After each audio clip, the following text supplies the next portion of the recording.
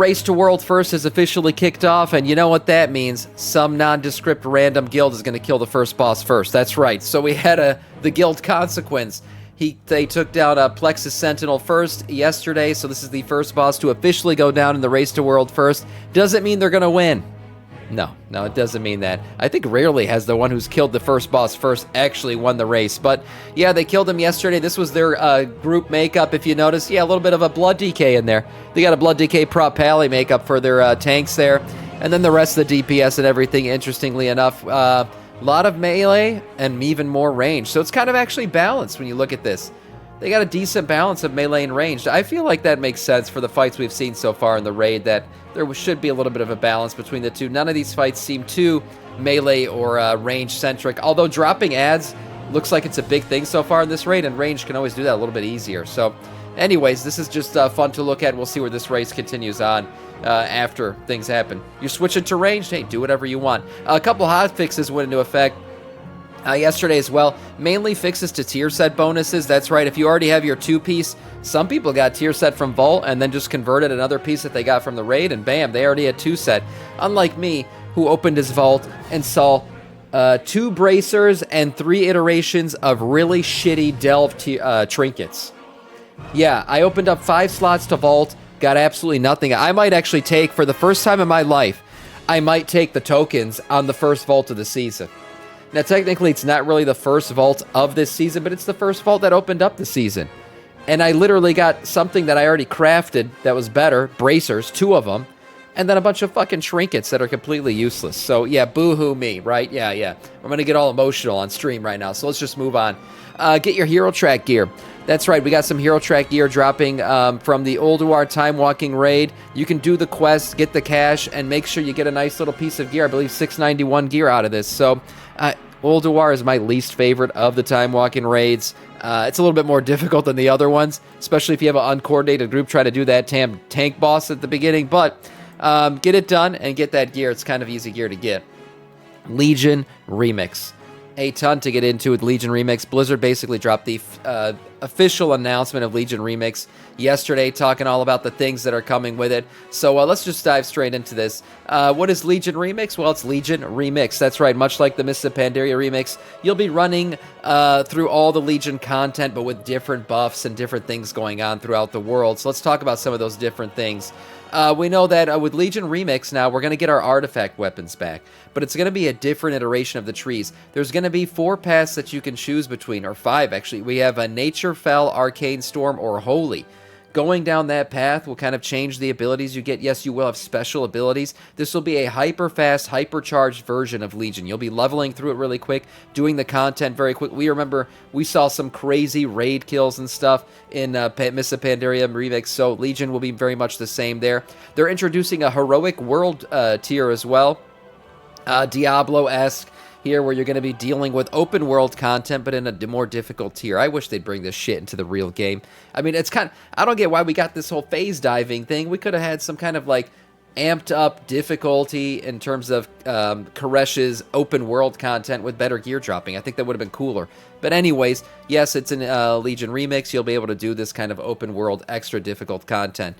Time warped obelisks. So this is power up the time warp obelisks found throughout Legion Remix. These will grant temporary but powerful buffs to players that explore the world. So not only do you have open world difficulty content, you've got open world buffs going off. So this will be cool. Time Worm Keystone Dungeons. We remember seeing some of this back in Mists of Pandaria Remix. Some of this other stuff as well. Going through Time Worm Keystone Dungeons, we're bringing back most of the affixes from the original launch of Legion and adding 4 new affixes specific to Legion Remix called Eternus Trials. So you could read through some of these interesting stuff, some added affixes to some of these dungeons. Each day, players can choose a new research assignment to undertake, such as killing demons, running a dungeon, collecting bronze orbs, or skywriting, or other things. With over 100 quests available and the ability to unlock, access, and take on multiple at once, you'll have plenty of options. And that's what's nice about Remix, always giving you good options to just level up and get gear. Get a bunch of fun gear, which is really what this is all about. We'll talk about the gear you'll be able to get here. The Violet Spellwing mount. It wouldn't be Remix without loot and lots of it. That's right. So new rewards. The Fel-Infused class mount, which is really cool. We'll talk about that here in a second. The Elegant Elven Ajara-inspired Robe Transmog, Manaroth's Shield Transmog, Variant's Fel Corrupted Swords, and, of course, the reintroduction of the Scythe. The Scythe that I don't have. The Scythe that Cadence got when he ran it one time, and I've ran this thing 1,000 times and have not gotten it yet. So, this makes me depressed. Did they give a release date? Did they? I don't think so, but I'll check here. We'll see in a second. The Scythe of the Unmaker, giving us 3 new colors of it as well, the original red and the new Fel Green. So you had the blue and the red, and now you get the new Fel Green one as well. If you're a Death Knight, I mean, my God, you got to have it. You got maybe in Warlock's got to have this thing. This might be the reason I do Legion Remix, literally for the Scythe. And don't forget, the transmog that you get in Legion Remix will apply to the regular retail game. So it's this is important. I got to go get this shit. More character slots for early character conversion. The cost of loot, you got the regular bronze, right? That basically you can purchase everything with it. Item upgrades, loot, mounts, all that shit. Bronze is making a return as the currency. You can use it to purchase cosmetic items only instead of upgrading your gear. Oh wow, so it's not an upgrade thing anymore. Upgrades will drop from all content. Harder content will provide higher drop chances. So they're removing the upgrade thing, which was a controversy in the last version of Remix and Mists of Pandaria, where people felt like I had to choose between upgrading my gear or maybe not getting enough bronze to eventually get this mount or this transmog that I wanted. So this is a change here. So there basically will be no upgraded gear. You will just run more difficult content to get more intense gear, more higher item level gear. Okay, so that's a change there. I didn't realize that. More character slots, as I mentioned before. Legion Remix, phase to phase. We're taking inspiration from World of Warcraft Classic. Phased releases. We'll be adding new phases of Legion content to Legion Remix every 2 weeks. We'll start things off. Okay, so they're time gating it. That's what they're doing. All right, so we're going to get time gated versions of this. We'll start things off with the original launch content from Legion and end with Argus and Antorus. Each phase will bring new content and bump up the maximum item level players can reach. So this version of Remix is going to last a little bit longer than the previous version. So we got different versions of this. It'll be coming out. We have the Skies of Fire, Take to the Skies, okay, Rise of Nightfall, Legion Fall, Argus Eternal, and Infinite Echoes. Wrap up your experience in Legion Remix.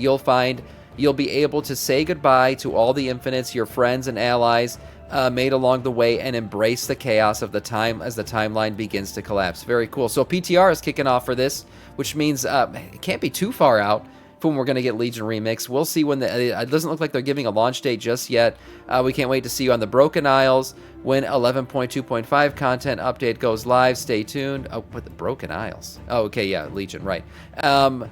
This content patch also has some additional improvements to cooldowns, including the new frame, which will allow ordering, hiding. Okay, return to Season 3 shortly with the 11.2.5 content update. So whenever 11.2.5 is going to hit, we'll get this. We don't have a date for 11.2.5 yet, so we don't have a date for Legion Remix yet. So there's your answer to whether or not we got a date. Now, just real quick, looking at some of the items here that are going to be gotten from this, we have the Fel versions of the class mounts. If you remember doing the class mount quest, that was a really fun thing. Cool lore dive into your quest. I mean, lore in general is amazing in Legion. So going back through and getting the Fel versions of all these mounts, pretty damn cool. Yeah, the Death Knight one, I have it. Would love to get the Fel version of it. The Elegant Elven Ajara-inspired Robe Transmog. Okay, yeah. Be Ajara. Why not? We have Manaroth's Shield here, which is pretty cool. Looks like a scale red. Oh my god, this is like a gargoyle with wings. So this is a badass shield. Wow. Okay, and then we have Varian's Fel Corrupted Sword. Oh my god. Wow, this is badass. We got the variant of the Fel version of this sword. I wonder if it could split in two, because that would be freaking cool. Charlemagne, the Fel version. Interesting. And then, of course, what I'm looking at here, the scythes. I mean, my god. As if this weapon wasn't cool enough already. I freaking need the scythe. This might be the one reason why I go do it. And then we have some mounts here, transmogs as well. A badass looking transmog. Damn, with the robe looking version here. This is really, really cool. Of course, the scythes. Okay, yep, we got these, we got the Satire Spallers. Yep, very nice. From the Emerald Nightmare. A couple other things here, a couple other mounts. Yeah, this is a nice looking mount. Everybody loves the Void Spellwing. So, a Spellwing. Very, very nice. Cool stuff. I mean, this is what it's all about. You're doing remix for transmog, let's be honest. So, getting these things will be really cool. Also, mounts.